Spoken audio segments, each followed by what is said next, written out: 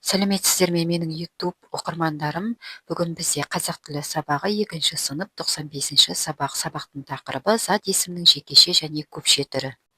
Сабақты бастамас бұрын каналыма тіркелуді және қоңыраушаны басуды ұмытпаңыздар.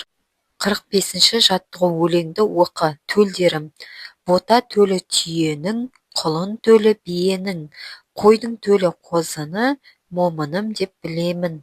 Бұзау төлі сиырдың, ырыс құты үйімнің, ешкі төлі лаққа құшынағым деп сүйіндім. Өлеңнің авторы Арасанбай Истенов.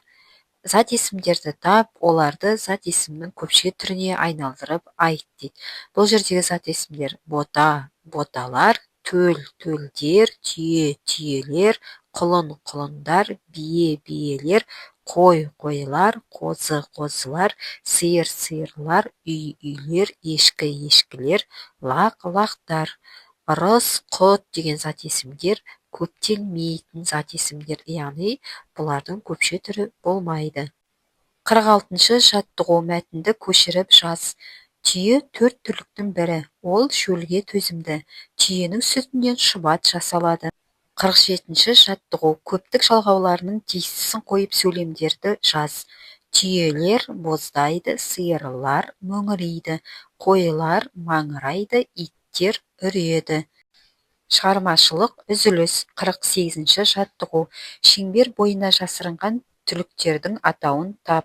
Өзіңе ұнаған түліктердің біріне арнап өлең құрастырып көр. Жасырынған сөздер: сиыр, құлын, ешкі, жылқы, түйе, лақ.